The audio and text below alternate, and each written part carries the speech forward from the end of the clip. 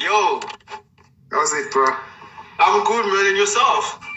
Nah, I'm sharp. I'm sharp. All right. Yo, you look tired. What, did you go training today? Yeah, I can do one every day, bro. Yeah. How was the training? Yeah, it was okay. It was okay. You look exhausted. You look exhausted.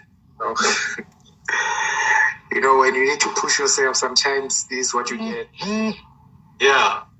Otherwise, but are you ready to do this? Yeah, I was born ready. Okay. Okay, all right, good. All right, so before we continue, do you mind to introduce yourself to those who actually don't know you? Yeah. Well, what? My name is Harold. Harold Ndovu. I'm from Palabula. I'm Tsonga. I'm a professional goalkeeper. Played for Polokwane City. Played for TS Sporting. And I'm currently a free agent looking for a job. So, yeah. So I studied information science at the University of Limpopo from 2013 until 2016. And I'm currently studying law. I'm doing my third year with UNISA. I've done university, but then because of my career, I had to go with UNISA. So I'm currently with UNISA. Yeah. So basically, there's nothing about me. I'm just a simple person, as you can see. Like I don't know. I don't think it's that simple. I think everyone has a story. Yeah, I believe that everyone has a story, and yours is quite very interesting too. So, you wanted us to tackle like the whole mental health issues, you know. Maybe just to start, at what point in your life did you actually, I don't know, got introduced to the whole mental health thing? Yeah. Bruh, I mean, you know, one thing that as human beings or as young men, we try to hide away from is the reality that we do go through these kind of things, you know? Yeah. And there are moments where some of us, we go through them like at a very early age. And because then you're not aware of what's going on, you just think, this is out of life, you know? Yeah. So for me, my upbringing, it was just a lot of those elements, you know? Because I grew up in a situation where I was abused as a young boy by my stepfather, but that's something that I've healed from, you know? You know, there were moments where sometimes when you go to I'll go play soccer. I love soccer. Yeah. So I'll go play soccer with my peers and all that. Sometimes it would just come from nowhere and then he would beat me in, like everyone watching and all that. It was just a norm. I was used to that, you know? Was it your grandmother? No, my stepfather. Oh, your stepdad. Okay. Yeah, because that was the life. I was used to that. I was like, okay, maybe it is how I'm supposed to grow from, you know? And to a point where I had to depend on myself. Okay, I had a loving mom, like my mom, she was a darling, you know. She loved me. She gave me everything that I could have asked for, you know. Then at the age of 13, I had to go to there was a school, Mkopane Academy, where they scouted me as a goalkeeper, and I went to stay there for 2 years, you know? Yeah. And those kind of things, the reason I had to go through that, I had to go and live far from my mom and my siblings, was because I was running away from the torture, the things that I was going through as a young kid, you know? And from then, it was normal, you know, you're growing, you are told that when you're growing up, things like that, they do happen, you know?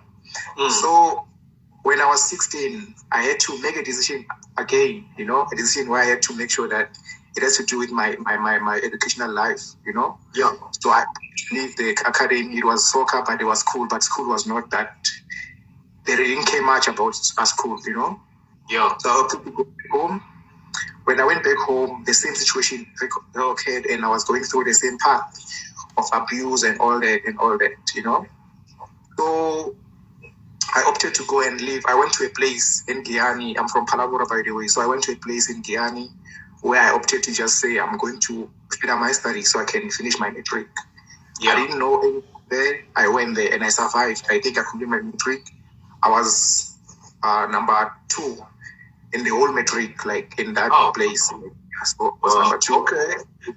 So I was impressive. Yeah. So these things, they just grew from the things that happened when I was still young, Yeah. But then it came to a point where I went to varsity 2013. Actually, no, I went to varsity 2011. I went to VAL, University of Technology. Yeah. There, I wanted to study safety management. Yeah. But then what happened is that soccer for them, they were not focusing much on people who were coming from like far. They just focused on the guys who were from VAL and the surrounding. Yeah. So I felt like, I'm going to ruin my career because if I come here, I won't play soccer. So I opted to leave again, went to play Vodacom League, ABC Mutsipe now, in Ili Benda. So I compromised. At home, they thought that I was at school. I was at varsity at that time, but then I was playing soccer somewhere else. They didn't know until now. They never knew, Wow.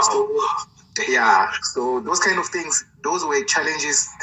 Decisions that I took for me to survive because I didn't want to be at home and I didn't want to be honest with everything because I knew if I try to talk about something, I'll get a hiding, Yeah.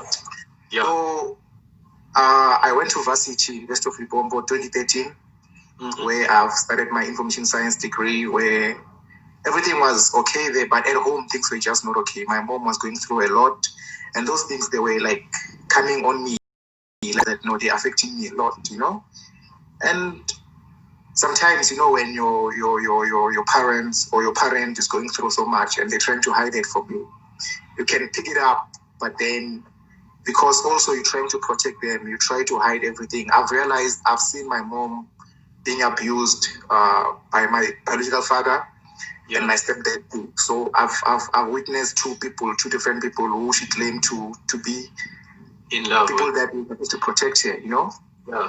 So those things, like, they were in the picture in my brains and in my mind too. They were recording every time. Yeah. So to me, actually, what really affected me to realize that I'm getting depressed, or I'm being depressed, it was when I opened, like, I started to play football, There were so much things that were happening, and sometimes, as a public figure, you try so hard to just want to keep things to yourself, I know. Yeah. Because there were moments where sometimes you'll find that with soccer is difficult, bro. Like, it's really difficult because we're dealing with a lot of people.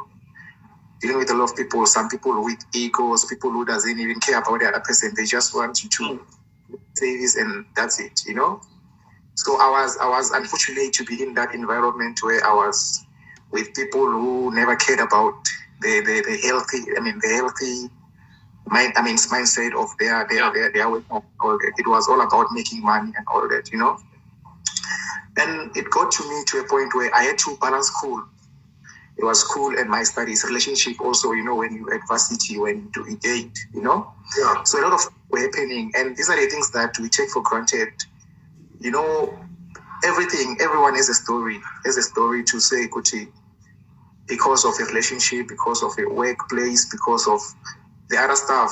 I'm being in this situation, because nowadays the most challenging issue factor that mess up young men or young women.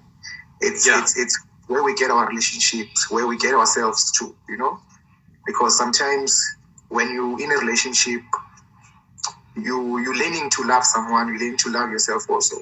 And that's when you end up being complicated a lot because you don't know what you're doing. You think it's love and you sacrifice a lot from it, Yeah. Sorry, Harold. Yeah. I don't know if you're aware. There was a story now circulating about Kanye West. Well, we all know he's been suffering from bipolar syndrome, and he just had a public meltdown where he was supposed to be, I think he's running for congressman or something like that.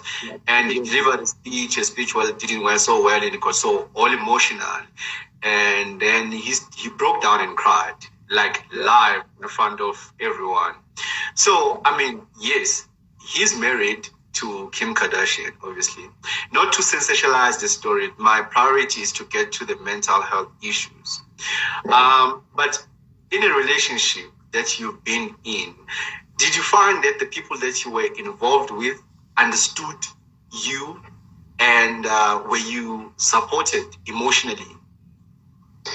That's something that really, I think you touching that, it's really deep, because I've been in relationships, and sometimes, as much as I'm a human being, I'm not perfect, but sometimes I go all out to just make sure that, like, the person that I'm involved with, they realize that they are being appreciated and loved, you know.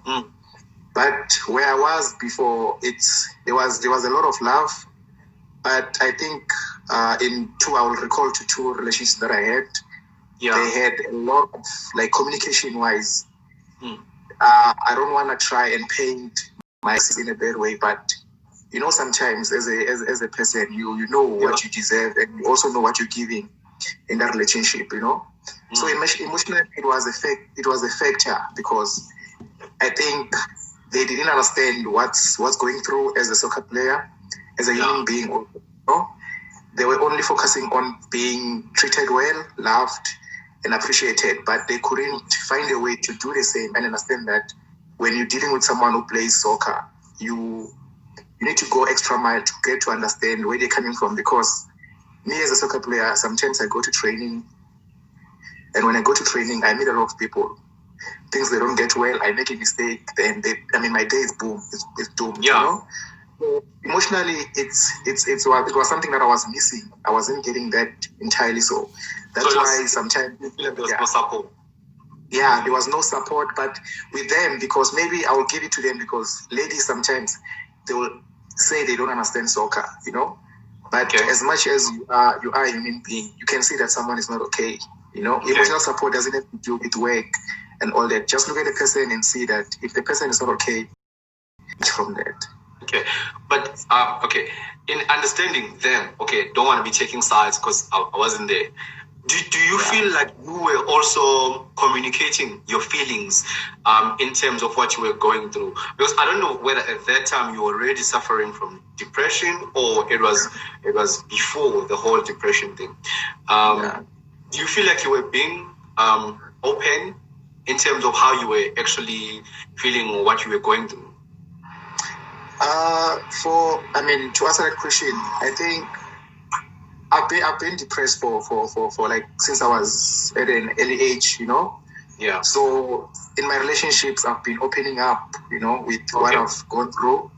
So I think it has to, like, I remember one relationship where I was dealing with someone was also going through the same, and I was trying so hard to be there for the person, you know. Yes. But I think maybe because they felt like they were going through the most, and then they didn't care much about what I was going through. So I was putting myself in a situation where I take care of the other person, but I don't know how to return the favor. While you also need your own support. Exactly. You know, because I'm regarded as a man or boyfriend in a relationship, and I have to make sure that I compromise myself and make sure that I take care of the other person. Whereas it has to be a thing that happens naturally. If you see that, you know, I was this. You see, to me, and I think you're just answering that right now. This is what I just asked. Were you clear about what you really needed? So just continue. I think maybe she missed. Yeah, I think to me, brain. Like, I think for me, I'm one person who's always genuine with my feelings. You know. So when I'm in a relationship, I don't try to fake.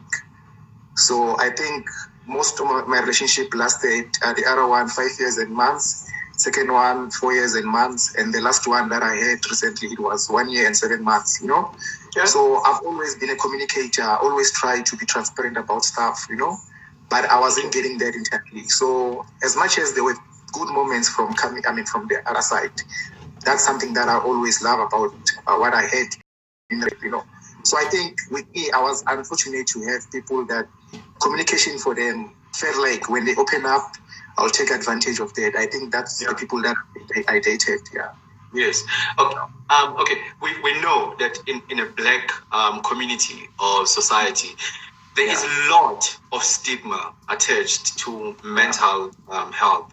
I mean, most people, they still think that if you're saying I have a mental health issue, they immediately assume that you're gonna be running around the street picking up papers, or we're gonna now see you running around naked. And in you understanding your journey with depression, how much stigmatization have you endured or come across? If there was any. As I said, sometimes when you a public person, when people see you playing on TV and all that, they feel like everything is just perfect. It's not about yourself. So for me, I think people talk, bro. Like people always talk, Yes. But I got to understand that sometimes if you want to live by what people think of you or what people say about you, you will always die inside, Yeah. So people talk, and one thing that I've realized is that the more you try to open up about things that really affect youth or people in general, it's where you'll be attacked. It's where people will say, nah, he's weak. He doesn't have balls and all that, But the thing is, stigmatization is always there and it's always going to be there. But we need people who will break those boundaries to say, look, no matter what you think of me or whatever you say after this, I don't care. But what I'm trying is to reach out from one person. If I can reach out on one person and one person listens to me and realize that, look, as much as I'm going through so much, that this person overcame. So for me, it's not about what people think of me or what people will say about me. It's about trying to reach one person. That one person can have a better understanding on how to deal with depression, because depression is real. It's real in a manner of, the more you keep things inside you, is the more you're killing yourself inside you. And one thing about depression is that the more you get depressed, is the more you have anger inside you. And the more you have anger inside you, you can't contain relationships. Sometimes you get easily pissed, you're angry with everything around you, even if there's like you've been patient. And the more you get there, that's why sometimes we have incidents where young men are killing our sisters and all that. Yeah, gender-based violence. Exactly, because as men, we need to come up and say, look, I want to talk about these things. I want to talk about these things so I can reach out to other people, because it doesn't help to keep things to yourself and we continue killing our sisters, our girlfriends, our mothers, because of anger. Young men have anger, like we have so much anger inside us, and we need to try and help each other. If we can deal with depression first, I think. Okay, yeah, you can. Yeah. I'm with you there. I'm fully agreeing with you. But okay, you have to understand. I mean, you from Palabora, right? It's a Palabora. Yes. You know how most of us are brought up, with the whole patriarchy upbringing that a man is supposed to be strong, a man is not supposed to cry, you show your weaknesses. Well, you on the other side of the spectrum, where you in touch with your emotions, you know how to communicate, but that's not what is happening with the brothers out there. And we know, I mean, most of us don't want to share what we're going through. Even within the bro whole whatever, there's that bro code thing. Oh, dude, are you good? I'm good. Hard things are not discussed. Serious issues are not getting attended. And how do we go about then, as men, breaking that whole bro code thing? Because I mean, I know, maybe my friend, I know that he does wrong stuff. He beats up his girlfriend or something like that, or is verbally abusive. And me, as a brother, what can I do to actually make sure that those things don't continue or they don't happen, in my presence or whatever? Yeah, it's difficult. It's difficult because this is where you need to have a sense of understanding and a sense of realizing that if you can't open up yourself to other people, it won't be easy for me to help you, you know? So I think it has to come to a point where, as a person who's doing those things, I need to realize that I need to open up so I can seek help, you know? Yeah. Because the reason you, like what you mentioned now, is because I can see that someone is abusing their girlfriend or whatever and all that. And there are moments where we realize we see people who rape, or sometimes with someone, a friend that rapes someone. But when they come to you and tell you about those kind of stuff, to you, like, I don't know, like, we just messed up in a way where if someone can come to you and tell you that, look, bro, I was fighting with my girlfriend, people will get to a point where they will be like, but she's well fable and all that. You know? So it has to do with the mindset on how a young man was raised. Because as I told you, I've grown up seeing my mom being abused by two different men, you know? And to my head, what I've been trying so hard to make sure that I don't do in my life is to lay a hand. As much as I'm angry, as much as how pissed I am at that moment, I'll try to ignore and try so much to refrain myself from fighting or beating someone, you know?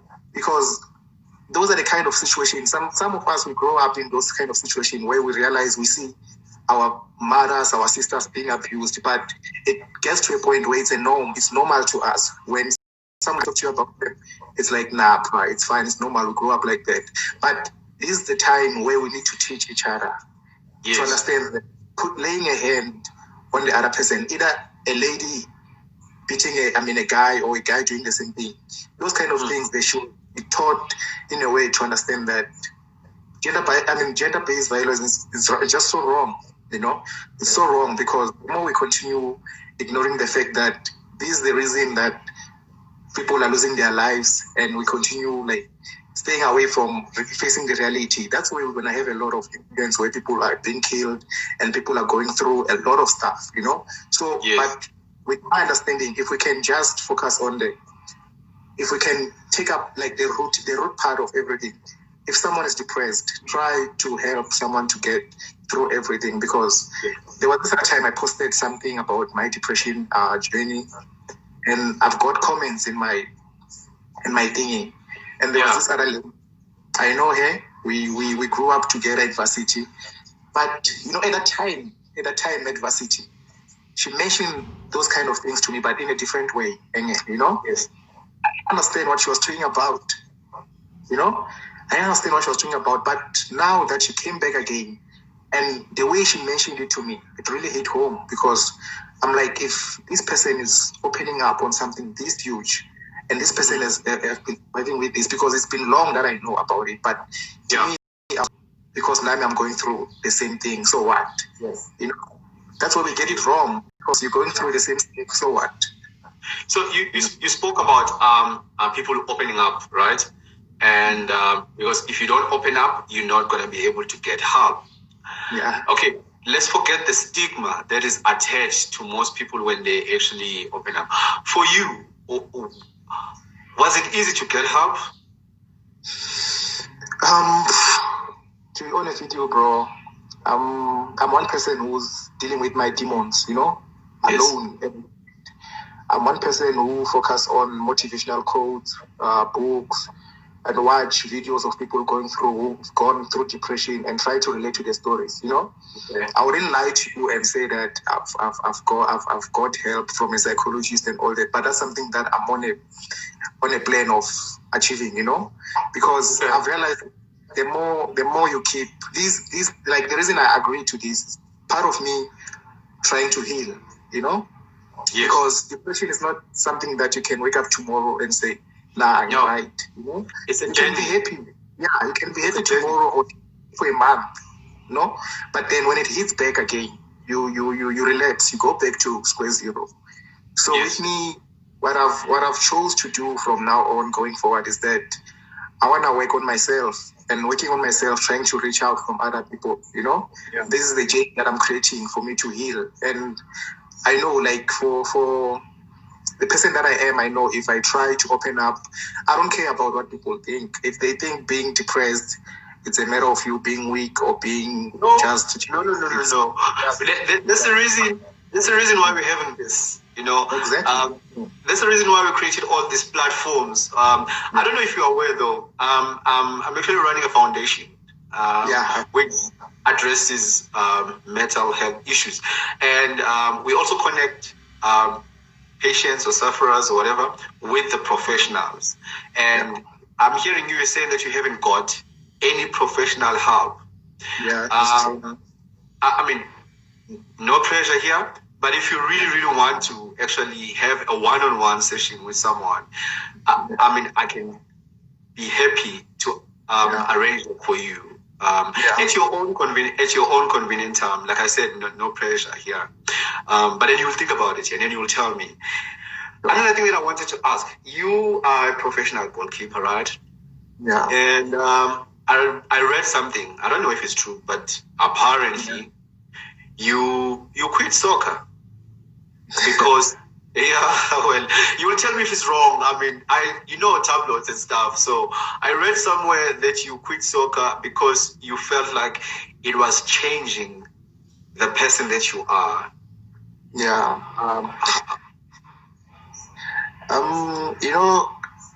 To answer that question, what you said about quitting soccer, the person who wrote that didn't write it in the right way. You know. Okay. That's why I was saying apparently. So but then where I was in my life, in my career at that time, it was changing the person that I was. You know. Okay. There was a lot of things happening. I'm not gonna mention names and. No, it's okay. It's okay. But in the space where I was at that time, I was going through a lot of stuff. You know, I was being exploited, and there was a lot of things happening. You know, when I just taken for granted, because sometimes this is the thing.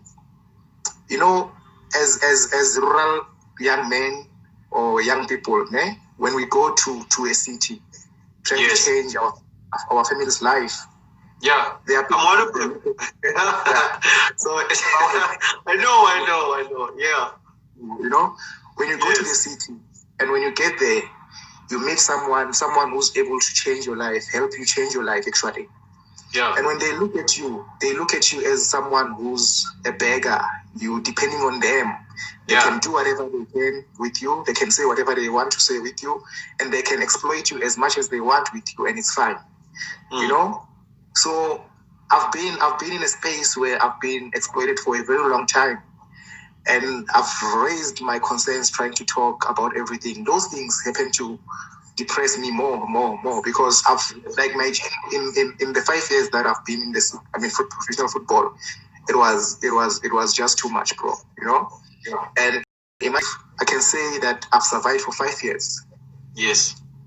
Badly what I've been going through and trying to reach out from the right people, you know, but not trying to listen to me. Whenever you do that, they feel like because it's from Gupi.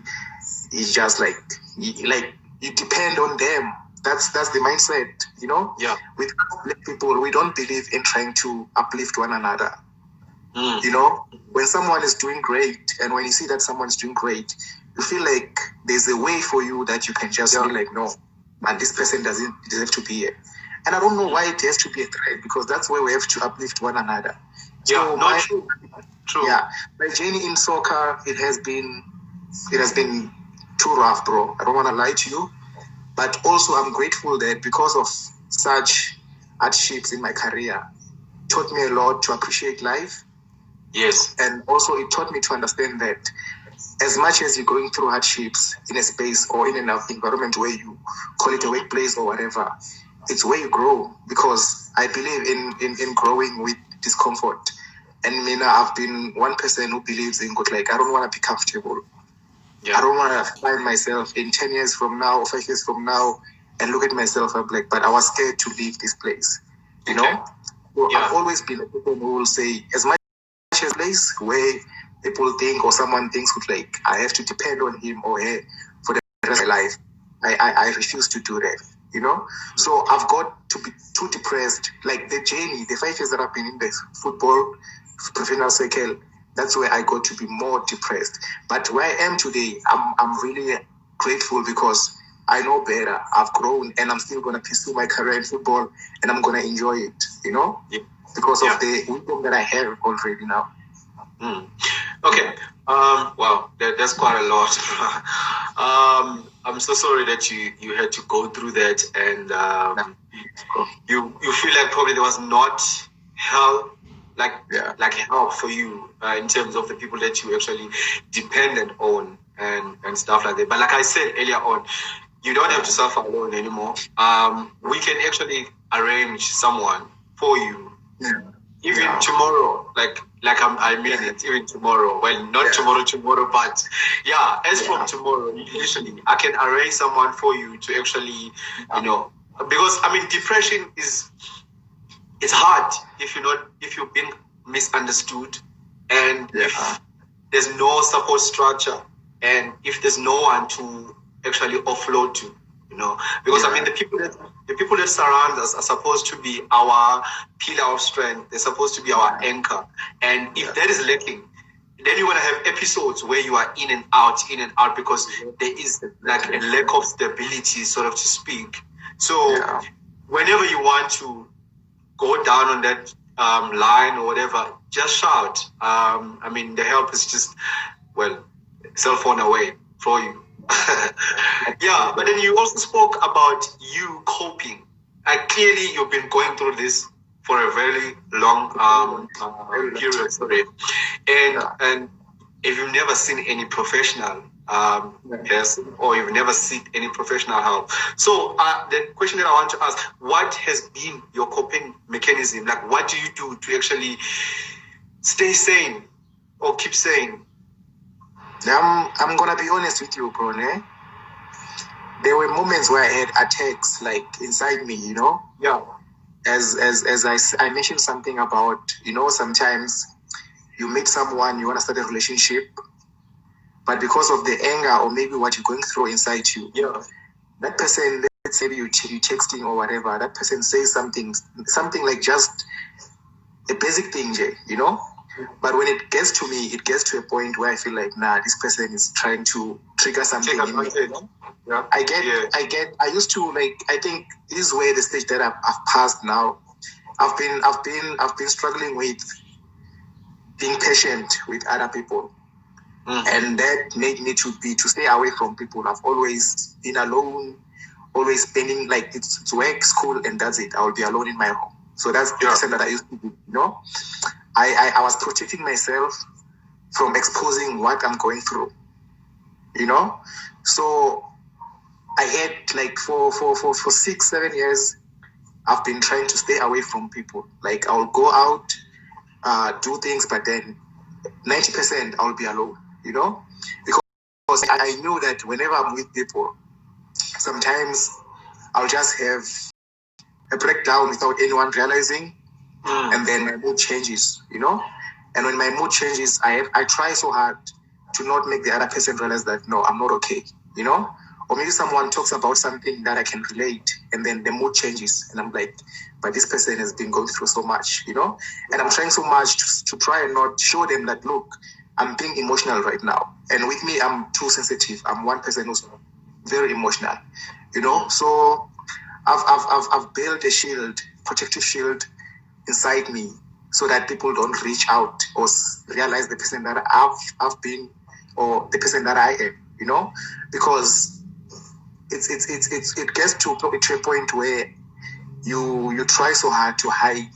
the things that you're going through, and the more you do that, it's where you're gonna drown alone, So for now, I just told myself, look, I want to open up, and I want to talk about my journey. I want to talk about the things that I've went through, because I feel like where I am, the reason I'm able to open up and talk about this in the live thing like this is because I'm healing. I'm getting there, And it shows the progress, because the thing about depression, depression will suffocate you by using the word, what will people say? Yeah, no, true. That's where depression comes to attack you. Yes. That way alone. That way alone. You just brought something important there. I think the reason why most people, they don't seek help is because I think they are scared. not of what they are going through, but they are scared of how the community, the public, will react. Towards them being mentally whatever that they term they always use. Because what people need to realize that mental health is not a choice. It's not something that you just wake up tomorrow and say, okay, today I want to be depressed. Tomorrow maybe I'm just gonna be bipolar. Maybe next week I'll try schizophrenia or something like that. These conditions are some of them are permanent. Some people are born with it. It's not something that you can control. And I think the more we talk about such things, because I think another issue with especially the Black community, there's a lack of information. It's not because people don't want to understand, but most of us, we always think that these things only happen to white people. And so it doesn't really touch us in that manner. And I'm glad that you are talking about it. And the fact that you are out there, you are a public figure and all those things.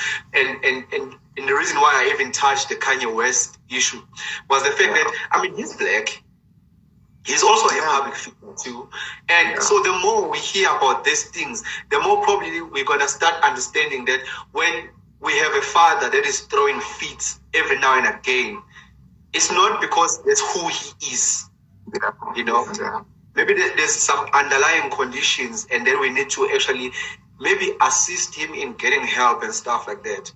But just back to our topic, I mean it. That thing is like in the back of my head right now, and I can't rest because I feel like 5 to 7 years is a very long time to be dealing with depression by yourself. And I want to say you're doing a phenomenal job on your own without any assistance, without any help. But I don't know how long can you push on your own. And the truth is, you need to actually speak to someone. Yes, it helps that we are talking about it. I'm not a professional therapist or psychologist. I like to talk about mental health as well because I just feel like most of us Black people, Black men especially, we are in so much under pressure, and most of us are misunderstood, especially in situations like relationships. Most of us were not brought up with love, and then we found ourselves in a relationship where we're supposed to give love. And how do you give love then if you were not brought up in that space? It's really tough. It's really tough because, some of us we take many years growing up and to understand those kind of things, trying to understand with like how to give love to someone, how to make someone feel safe around you. It takes a lot of courage for one to do that. And in our Black community, that's why nowadays you'll see young boys, like they look at girls as like toys, because it's how we're growing up.